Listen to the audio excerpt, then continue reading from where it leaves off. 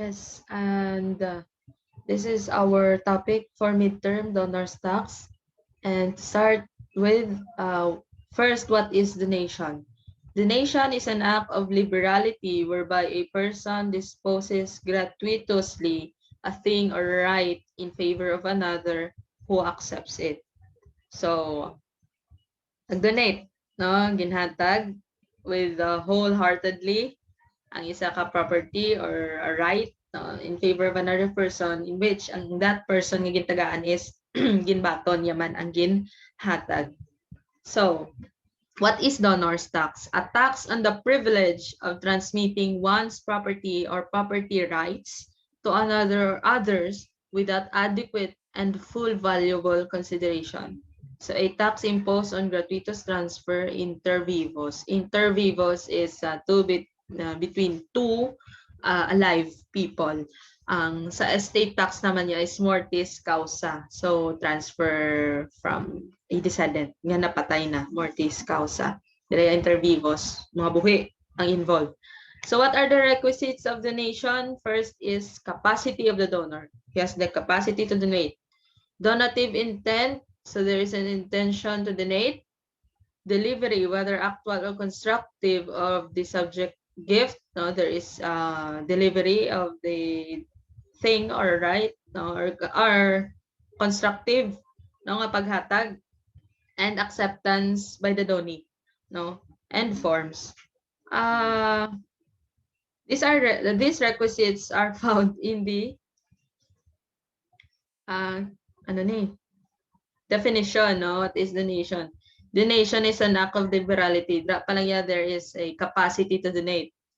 Now, whereby a person disposes gratuitously, there is a donative intent, no, of a thing or right in favor of another. Delivery or constructively, there is delivery, whether actual or constructive, who accept it. That's the acceptance of the donee. So, ari dito na ang tawag sini ang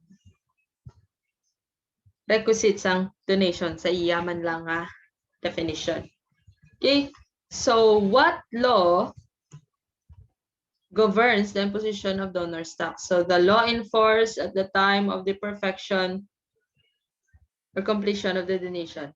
Dira na masulod ang law enforced for donor's tax. So how to compute donor's tax? That's the total gifts, gross gifts for the year less the exemption of 250,000 times 6%. 6%, same with the estate tax. It's still the same. This is much easier than estate tax actually. So that's how you compute the donor's tax. All donations that have been incurred for the year less the 250,000 exemption times 6%. That's your donor's tax.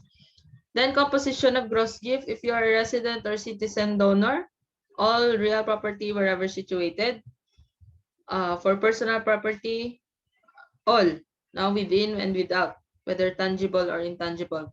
For the non-resident alien donor, within only the Philippines. For real property, within the Philippines. For personal property, tangible property situated in the Philippines, intangible property situated in the Philippines. Same with the estate tax. Okay, itong compositions ang gross estate, same with the composition of the gross gift. So the rules under the estate for the valuation of properties are the same with donor's taxation. Still the same. That's why no buong yung module for this midterm. However, under Section 100 of the NIRC, transfer for insufficient consideration will only be part of the gross gift if what was transferred is a movable property. Transfer for insufficient consideration will only be part of your gross gift if that property is movable, no, or personal property. If real property, hindi ta na siya ma-include sa aton gross gift, no. If that is transfer for insufficient consideration, only those movable property will be included as in your gross gift. So allowable deductions from gross gift. Gifts made to for the use of national government or any entity created by any of its agencies which is not conducted for profit or to any political subdivision of the said government. So donation to government, that's exempt. Gifts in favor of educational, charitable, religious, cultural, or social welfare corporations, institutions, foundations, trust, or philanthropic organization, research institution, organization. provided that no more than 30% of said gift shall be used by such donee, that's double A, for administration purposes. So that's exempt. Encumbrances on the property, ginabuhin tanada. Encumbrances bila class, mga utang. Na. And diminution of the value of the property if ang pagnubo sang presyo or sang value sang property, of course, gina-allow na as deduction from our gross gift. So donations exempt by special laws. Donations to the following special non-stock, non-profit institutions duly recognized by the government pursuant to a special law are exempt. So donations to these 10 special non-stock, non-profit institutions are exempt. So I will read this one by one. So rules for foreign tax credit. This list are already in your module. So rules for foreign tax credit. We follow the rule for the estate tax, still the same. No? Provided the following are met. 1. Donor was a Filipino citizen or resident alien at the time of foreign donation. No. Donor was a Filipino citizen or resident alien. So donor's taxes of any character and description are imposed and paid by the authority of a foreign country. So it's the same requisites man with the estate tax. So when to file your donor's tax return? The donor's tax return is filed and the donor's tax due is paid within 30 days after the date the gift is made. No. Sa una pa lang tong requisites ng donation, capacity of the donor to donate. That means, yes, also the capacity to pay the donor's tax. That's why we have a shorter period to settle the donor's tax, no, from the day the gift was made. Okay? So the return shall be under oath in duplicate, setting forth. First, each gift is made during the calendar year which is to be included in the computation of net gifts. The deduction claimed and allowable. No? This will be stated no, sa under oath, no, in duplicate.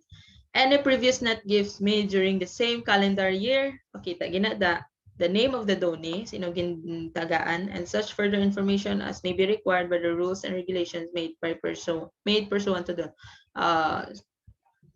ano man gig class. Of course, present mo gid kung ano gin-donate mo, sino nag-donate, kung sino ang gintagaan, no? And the deductions claimed and allowable. That's very important to present. Okay. So where to file the donor's tax return if resident ang donor with an authorized agent bank, RDO, revenue collection officer, or duly authorized treasurer of the city or municipality where the donor was domiciled. Kung di engaged star si donor at the time of transfer, if there be no legal residence in the Philippines with the office of the commissioner. Okay, ang RDO, no, revenue district officer, kung di naka-star si donor. Okay. Non-resident filed with the Philippine Embassy or Consulate in the country where he is domiciled at the time of transfer directly with the office of the commissioner if the donor is non-resident. Take note class if the donor is resident, dito ka mabayad sa RDO, RCO, or duly authorized treasurer of the city or municipality where the donor is domiciled, regardless kung diin nga lugar nakabutang ang property nga gin-donate. No, kung ma-follow na siya kung diin nga star si donor, dito ka na ma-file sang imo nga tax return. And by the way, sino mabayad sang donor's tax? Si donor, not the donee. No, ikaw na gin-donatean, ikaw pa mabayad? No, it's the donor. Oh, it's done. Screen sharing and stuff. And yes, I'm gonna share another. So we're done with the donor's tax theories. Amula na siya class kanubo sang donor's tax and easy, no? Easy. Easy lang class. Don't think that it's hard. Kay mabudlayan ka muna karon. Let's go to problem 1 no, for our exercises. We have here, in November 20, a donor made certain transfers of property deemed as donation fairly valued as follows. So, amo niya gin-donate isang donor. So, question niya is the amount of gross gift to strangers. So, we have, actually, wala naman ta ni class ano ni. But then for purposes of illustration, there are two types kundi inta ga-donate sa aton relatives and the strangers. Relatives is direct no relatives mo, either I think third degree up to third degree now as relative. So third degree think another mahimo pagi ko video no as to how to determine kung hasta o kung sino na ang mga relatives up to the third degree. But from here, wala man ta ginapamangkot if kung up to third degree na nga mga relatives. So, gina-state naman na the class, no? Wala mo lang na kung sinong stranger, kung sinong relative. So, diretso yung balan. Okay. The amount of gross gift to strangers. Strangers, wala ta, ano ni, not related by blood. Okay? That's amo nang iyang very concise and brief description. No? Stranger ka, hindi ta kadugo. Okay? And otherwise, you are my relative. Muna sa class, relative or strangers. So, dire yung question ta is the amount of gross gift to strangers. Muna siya ang mga ginpang donate niya. Cash to his son on account of marriage, 45,000. Jewelry to his uncle, 56,000. Shoes and bag to his girlfriend, 30,000. Books to the government, 15,000. Washing machine to his second cousin, subject to revocation, 20,000. Shares to stock of the domestic corporation to his best friend, 12,000. Furniture to his grandmother, a donation mortis causa ha, 35,000. Forgiven the loan due from his sister in exchange of a second-hand TV set worth 10,000. So 28,000. Why nga nag-28? And sports equipment to his brother. Yes. Ang muna siyang amounts ang loan ng 28. Ang amounts ng TV nga exchange siya is 10,000. Sports equipment to his brother-in-law, 32,000. Not to the government for public use, 250,000. Question: how much is the gross gift to strangers? Solution: oy, shoes and bags to his girlfriend. In the eyes of BIR, your girlfriend is a stranger. A stranger. She is a stranger. So di ko pa na siya. You are not related by blood. That's why she is considered a stranger. Oh my gosh. Girlfriend is a stranger. 30,000. Books to the government. Books to the government. 15,000. Shares of stock of a domestic corporation to his best friend, 12,000. Sports equipment to his brother-in-law, 32,000. Lot to the okay. That is gross gift. Gross gift class ha. Do not hindi magano. Actually nagano man ko tawag sini. Do not confuse man ko pagkita ko. Okay, that is gross gift. Kita mo lang gid. So, sa halat to government for public use is 250,000. So, gross gift to stranger is 339,000. Okay, take note of that. So, the amount of gross gift to relatives, cash to his son on account of marriage is 45,000. Jewelry to his uncle is 56.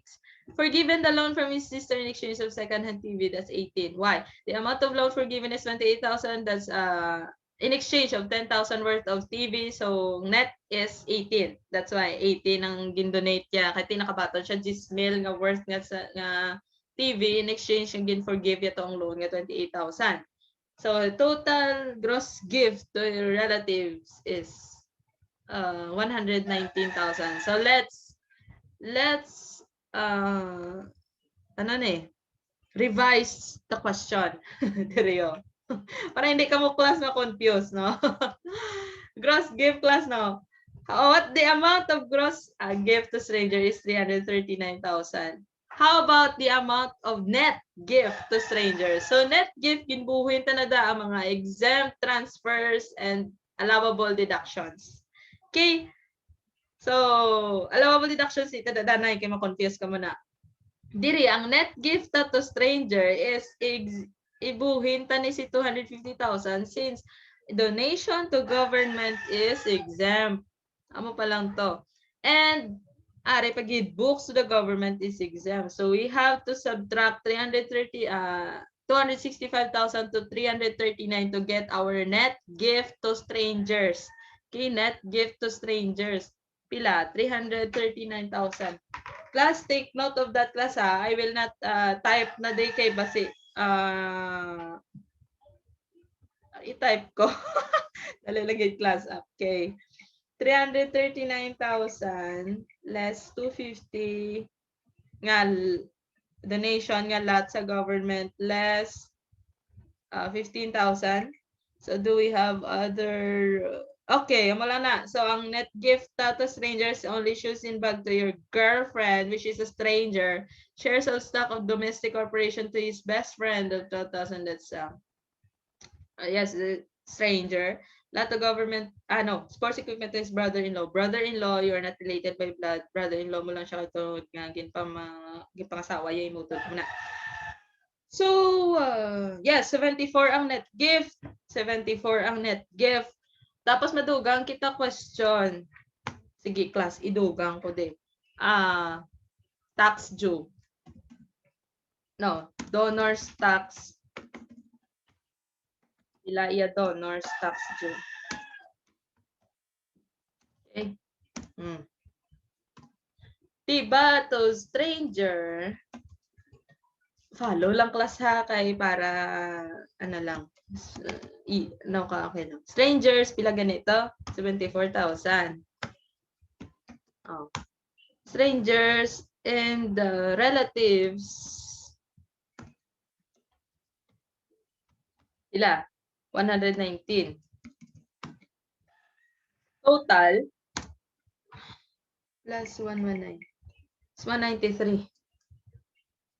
Amo class nga wala sa question kung pila iya tax due nga 193 iya total nga gift.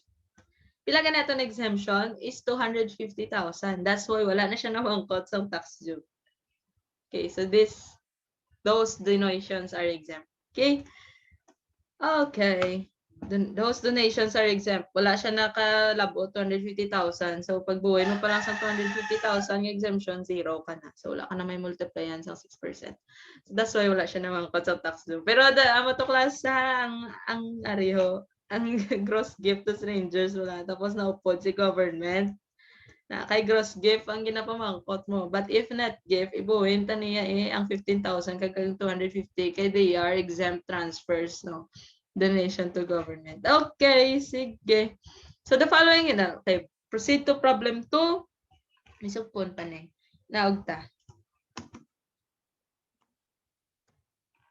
So the following property transfers gifts were given by resident donor in 2020 at a given fair valuation. So these are the amount, no? Vehicle gifted to Ramon Magsaysay, dowry, baptismal presents to his godson, Toyota car, okay, mountain bike, cash gift, jewelries, old clothes, old furniture.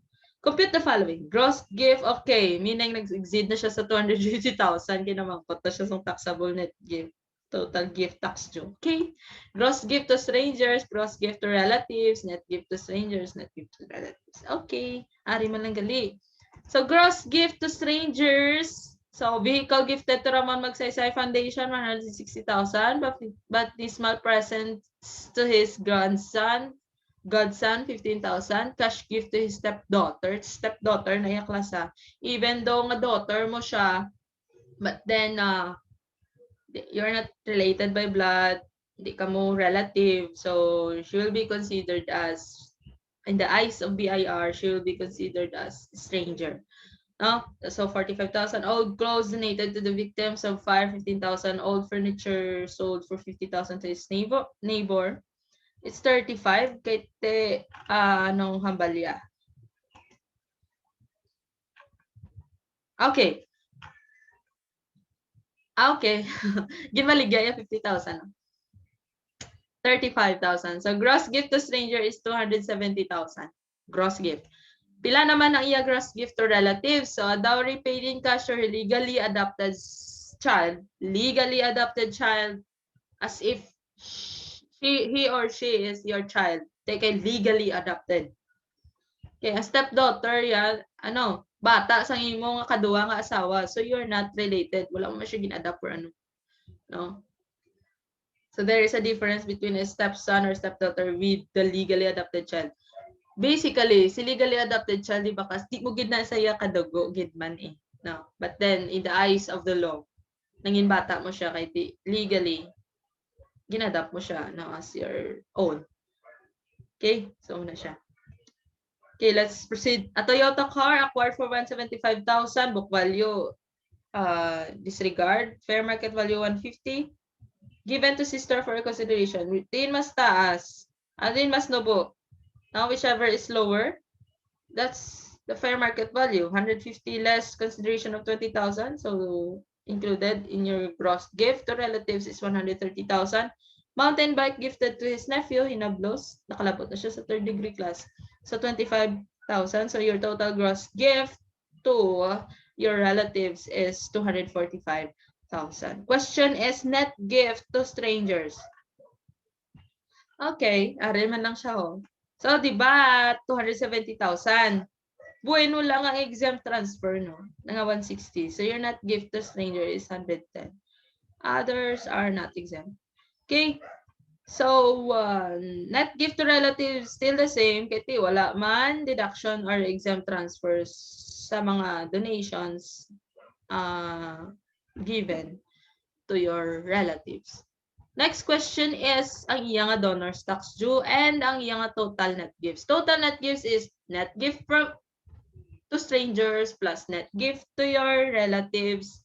So that's your total net gift. So total is 355. That's 110 plus 245,000. Okay. Arisa. Less of standard deduction of 250,000. We have a standard deduction of 250,000 as to computation of estate tax. So ibuhin na sa 255,000. So your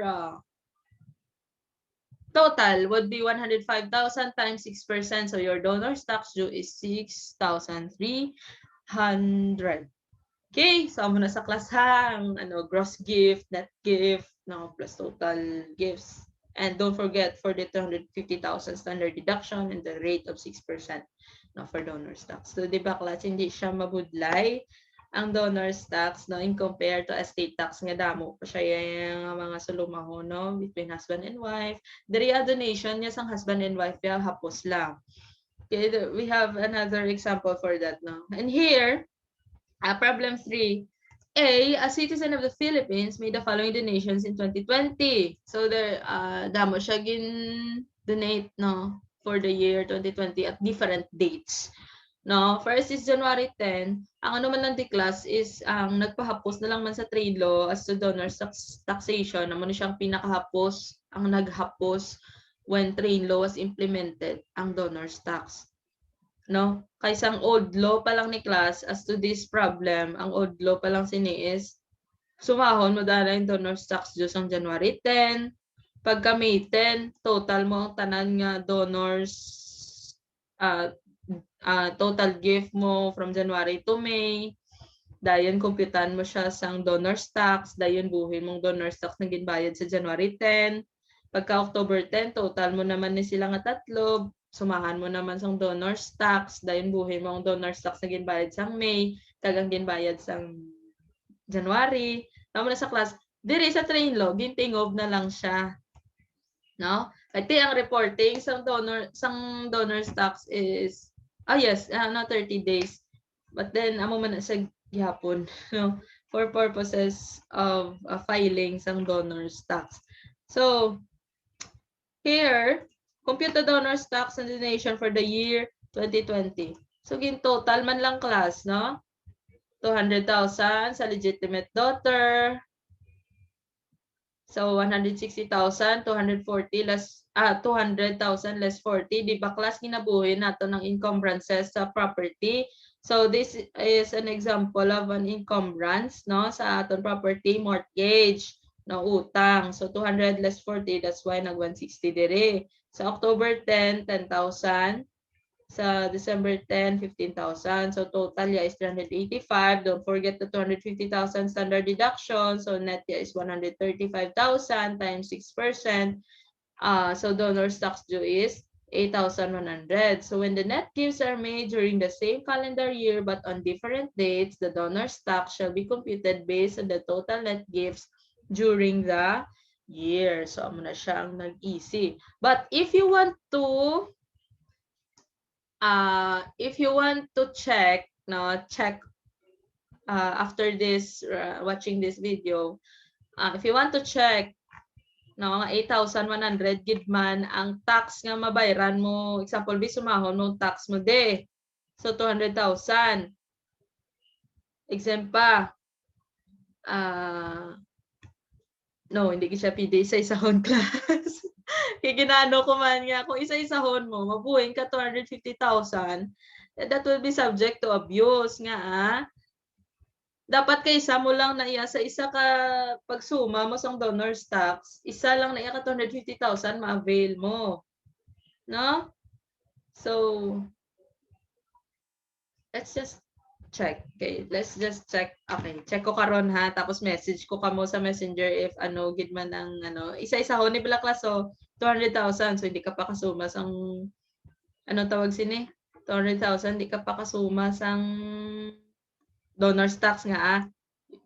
Exempt pa ba? Exempt pa siya kay 250,000 ang exempt. Tidire 160. Sige, subong na lang. So 160, try ta lang klasa. And also dira man you hold your pen, paper and your calculator. Kung tani si 8,100 kung isa-isa hon tani siya suma, no? What if? So 200,000 January 10 exempt, wala kita tax due nga 250,000 pa lang to ang 250,000 ang aton nga exemption. So kung i-total naton ang January 10 kag May 10, that's around 360,000, 200,000 plus 160.